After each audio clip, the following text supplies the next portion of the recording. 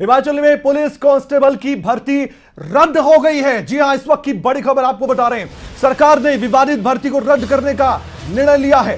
Paper leak की आशंका के चलते फैसला लिया गया है। मुख्यमंत्री जयराम ठाकुर खुद इस मामले में एक बड़ा ऐलान कर चुके हैं। डीआईजी मधुसूदन की अध्यक्षता में जांच कमेटी गठित अब कर दी गई है। पेपर लीक मामले में कांगड़ा में एफआईआर भी दर्ज है। इसी महीने के अंत में दोबारा भर्ती प्रक्रिया होगी, लेकिन अब राजनीति इस पूरे मामले में शुरू भी हो चुकी है। लेकिन सबसे बड़ा सवाल तो यह था कि ये हुआ तो हुआ कैसे। अब इन्हीं सवालों के जवाब तलाशने पुलिस को है। एसआईटी का गठन करना बताता है कि सरकार कितनी गंभीरता के साथ इस पूरे मामले को देख रही है। लेकिन साथ ही सरकार का यह भी कहना है कि हम किसी भी युवा के साथ गलत नहीं होने देंगे। अगर पेपर लीक हुआ है तो उसको लेकर अब कार्रवाई आने वाले वक्त में जरूर होगी। हमारे साथ हमारे ब्यूरो चीफ जुड़ेंगे, लेकिन उससे पहले मुख्यमंत्री जयराम ठाकुर ने क्या कहा वो जानना बहुत जरूरी हो जाता है। सुनिए मुख्यमंत्री जयराम ठाकुर का बयान इस पूरे मामले को लेकर। हमने निर्णय लिया है कि हम इस भर्ती की प्रक्रिया का जो हमारा टेस्ट हुआ था, रिटन टेस्ट हुआ था, इसको तुरंत प्रभाव से रद्द करने का हमने निर्णय लिया है और इसी महीने के अंत तक नए सिरे से रिटन टेस्ट की प्रक्रिया को पूरा करने के लिए हमने आदेश दिया है, ताकि हिमाचल प्रदेश में पुलिस की भर्ती एक पारदर्शिता के साथ संपूर्ण हो सके और कहीं भी किसी भी प्रकार की उंगली उठाने की किसी को उसमें गुंजाइश न रहे। हिमाचल प्रदेश सरकार की यह शीर्ष प्राथमिकता रही है कि जितनी भी भर्तियां हुई उस पर पारदर्शिता हो और इसको सुनिश्चित करने के लिए हमने कहीं भी कॉम्प्रोमाइज नहीं किया है। तो आपने सरकार का पक्ष इस पूरे मामले में सुन लिया। सरकार ने क्यों इस भर्ती को रद्द किया ये हमने देखा। हमारे साथ ब्यूरो चीफ अरुण याल इस वक्त सीधे शिमला से जुड़ चुके हैं। उनसे हम बातचीत करते हैं। पूरा मामला अपने शब्दों में वो आपको समझाएंगे। सबसे पहले दर्शकों की जानकारी के लिए अरुण ये बताइए कि ये पेपर लीक मामला सामने कैसे आ रहा है, कैसे आशंका जताई जा रही है कि पेपर लीक हुआ होगा और सरकार को क्यों मजबूरन इस भर्ती को रद्द करना पड़ा है। हालांकि मुख्यमंत्री जयराम ठाकुर ने बताया तो, लेकिन साधारण शब्दों में हमारे दर्शकों को आप बताइए कि ये सब कुछ कहां से शुरू हुआ और रद्द क्यों करनी पड़ी ये भर्ती।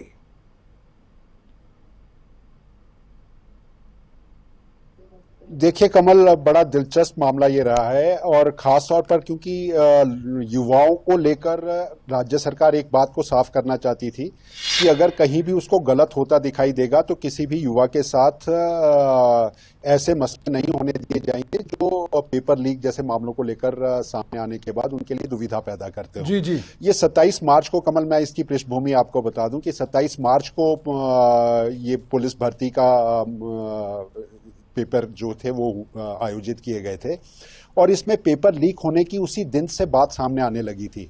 दिलचस्प बात इसमें यह है कि जब ये पेपर लीक के मामले की खबरें आनी शुरू हुई, सोशल मीडिया पर ये वायरल होना शुरू हुआ और कुछ व्हाट्सएप वॉइस मैसेजेस भी इसमें ट्रैप किए गए, लेकिन तब पुलिस लगातार इस बात से इनकार करती रही कि ऐसा हो नहीं सकता कि पेपर लीक हुआ हो। पूरी पारदर्शिता इसमें बरती गई है और लगातार इनकार की एक स्टेज जो है वो सामने आती रही। लेकिन सोशल मीडिया पर ये खबरें लगातार वायरल होती रही और सरकार के सामने ये सवाल बनना शुरू हुआ कि अगर पुलिस की इन भर्तियों के भीतर इस तरीके से पेपर लीक होने का मामला आया है तो असंतोष कहीं युवाओं के भीतर ना फैल जाए। और इसमें एक बड़ी महत्वपूर्ण भूमिका ये जो एसपी कांगड़ा जिले के हैं उन्होंने इसमें जरूर निभाई है, क्योंकि इससे पहले लगातार ये माना जाता था, पुलिस की तरफ से लगातार ये बात कही जा रही थी कि इसमें नहीं होगा। लेकिन इसमें आप चीज को समझिए, देखिए लगभग 68,000 युवाओं ने इस पुलिस भर्ती के लिए अपने जो है वो पेपर में वो देने के लिए शामिल हुए बिल्कुल, थे। बिल्कुल, और सिर्फ 17,000 के करीब ये कुल मिलाकर जो थी ये पोस्टें थी, यानी 4,000 के करीब जो है पोस्टों के ऊपर, एक पोस्ट के ऊपर एक युवा अपना भर्ती चाहता था। और ऐसे में जब ये पेपर लीक की बात सामने आनी शुरू हुई तो लोगों के भीतर कई तरह के सवाल उठने शुरू हुए। एसपी कुशाल चंद शर्मा है, उन्होंने इस मामले के अंदर अपने स्तर के ऊपर जो जांच की उसमें मैं आपसे जो चंडीगढ़ का जवाब लूंगा आपकी बात इसके आसपास के इलाके होने से पहले, इसलिए आपको रोक रहा हूं क्योंकि राजनीतिक प्रतिक्रिया लेना भी जरूरी हो जाता है। काफी समय से हमारे साथ नरेश चौहान साहब कांग्रेस के प्रवक्ता फोन लाइन पर मौजूद हैं, उनसे हम चर्चा भी करते हैं। अगर आपको भी कोई सवाल करना हो तो आप बिल्कुल कर सकते हैं। हम उनसे पहला सवाल करेंगे। नरेश जी, सबसे पहले तो हम आपसे जानना चाहेंगे कि कांग्रेस का इसमें क्या पक्ष रहेगा। जो भर्ती रद्द हुई है हिमाचल प्रदेश में, पेपर लीक की आशंका जताई गई है, आप इस पर राजनीति करेंगे या सरकार के जो बोल हैं उस बोल के साथ सरकार को कहेंगे कि एक बार फिर से सही तरीके से प्रक्रिया के तहत ये भर्ती फिर से करवाए? देखो, सवाल ये है कि जब हम चर्चा करते हैं, राजनीतिक दल जब आते हैं तो वो राजनीतिक हो जाता है सवाल और उसका जवाब। लेकिन स्वाभाविक तौर पे जो सबसे इम्पोर्टेंट है वो ये था कि हिमाचल प्रदेश में इस तरह की घटनाएं नहीं होती।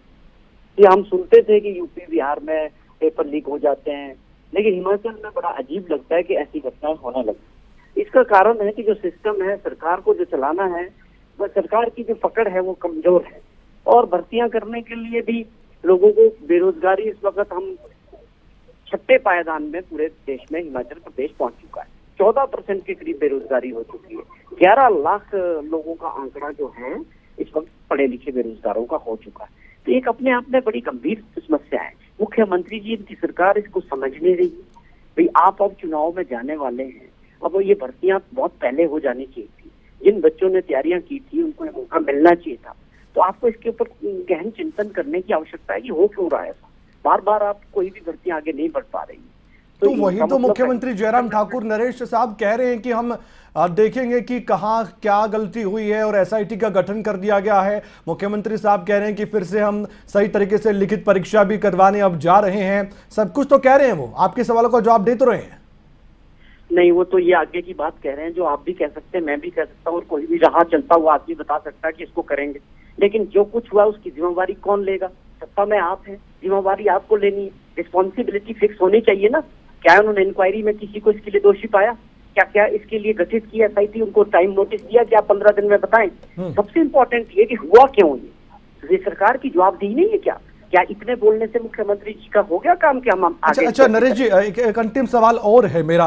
जो पारदर्शिता की बात मुख्यमंत्री जयराम ठाकुर ने कही है कि हम तो पारदर्शिता चाहते हैं ताकि शीशे की तरह सब साफ रहे और तस्वीर साफ दिखे। अगर कुछ आशंका छोटी सी भी थी और हमने रद्द कर दी अगर ये परीक्षा, तो इसमें दिक्कत क्या है? आने वाले वक्त में फिर हो जाएगी, फिर से परीक्षा के लिए आ जाएंगे अभ्यर्थी। देखिए, माननीय मुख्यमंत्री जी को दिक्कत क्यों होगी? वो तो सत्ता में 5 साल होने को आ रहे हैं। दिक्कत उनको थी जिन बच्चों को आगे उम्मीद थी कि रोजगार मिलेगा, उनकी दिक्कत को समझे ना। उनके नजरिए से जब जयराम जी समझेंगे तब दिक्कत नजर आएगी। ठीक है, आपको कहाँ से दिक्कत होनी है? आप तो सत्ता में। ठीक है, आप पारदर्शिता की बात करते हैं तो किसने? जनता ने करना है। जनता सरकार इसलिए बनाती है कि आप सिस्टम बनाए। आप फेल हो रहे हैं हर जगह। इसे कांग्रेस राजनीतिक मुद्दा बनाने जा रही है, मुझे ऐसा लग रहा है आपकी बातों से। राजनीतिक मुद्दा भी है। आपका हर फेलियर हम पब्लिक के बीच लेके जाएंगे कि जब जनता ने आपको बैठाया था, आपसे क्या उम्मीदें हैं और आप क्या डिलीवर करते हैं। ठीक है, तो क्या इस पे चर्चा नहीं होनी चाहिए? बिल्कुल बिल्कुल। आप इसको राजनीतिक मुद्दा बताएं तो राजनीतिक हो गया। अगर ये अच्छे से हो जाता, हमें खुशी होती, कुछ बच्चों को नौकरियां मिल जाती, कुछ बेरोजगारों की कुछ उम्मीद जाग जाती। जब सरकार फेल होती है तो हमारा काम है विपक्ष का कि उनकी बात, उनके फेलियर को जनता तक पहुंचाना। जी नरेश जी, बहुत बहुत शुक्रिया, आप हमारे साथ जुड़े और आपने प्रतिक्रिया दे दी है। हमारे साथ हमारे ब्यूरो चीफ अरुण याल भी जुड़े हुए हैं। अरुण, राजनीतिक मुद्दा अब बनने को है, ये साफ तौर पर दिखाई दे रहा है। और यही इससे पहले मेरा सवाल आपसे होता, अगर नरेश जी से बात ना हुई होती, लेकिन अब ये सवाल मैं आपसे पूछ रहा हूं कि अब राजनीति खूब होने वाली है इस मुद्दे पर।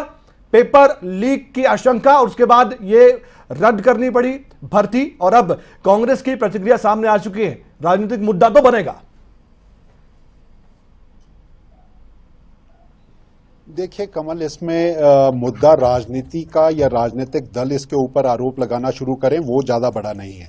सबसे बड़ा मुद्दा ये है कमल कि जब ये भर्तियों के लेकर इस पेपर लीक के मामले को उजागर होने की बातें लगातार सोशल मीडिया पर वायरल हो रही थी।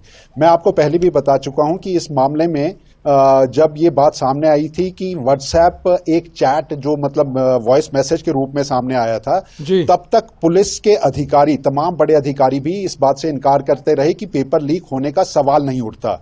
लेकिन अब भी जब ये वाली बात सामने आई है तो एक जांच कमेटी जो इस पूरे मामले को देख रही थी, उसने ये पाया है। इसमें देखिए महत्वपूर्ण क्या है कमल, जी। मोडस ऑफ ऑपरेशन जो है वो बड़ा जबरदस्त माना जा रहा है और पुलिस अभी तक जो इसमें अभी तक की जांच कर चुकी है, 4 लोगों की गिरफ्तारी इसमें की जा चुकी है। जी।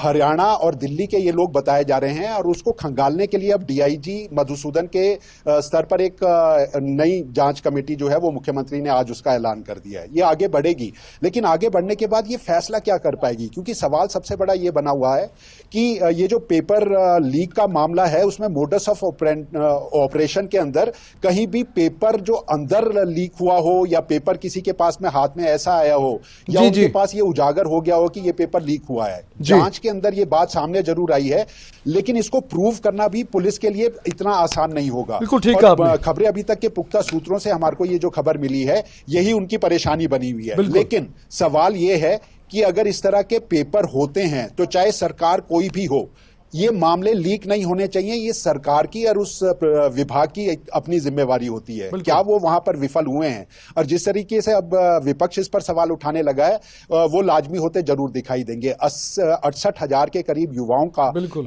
वो जो मन टूटा होगा, उन्होंने जो पेपर दिया होगा, वो इन सवालों को जरूर बिल्कुल, खंगालने की परेशानियां कोशिश करेगा। अभ्यर्थियों को होती हैं और युवाओं को होती हैं जो मन में सपने लिए जाते हैं कि वो परीक्षा केंद्र पर जाएंगे और उत्तीर्ण होंगे तो उन्हें एक बड़ी जॉब मिलेगी जो उनका सपना है। लेकिन ये सपना फिलहाल के लिए टूटा हुआ है, लेकिन आने वाले वक्त में देखना होगा कैसे भर्ती निकाली जाती है। बहुत बहुत शुक्रिया आपका अरुणयाल, आप हमारे साथ जुड़े और सवालों के जवाब आपने दिए हैं।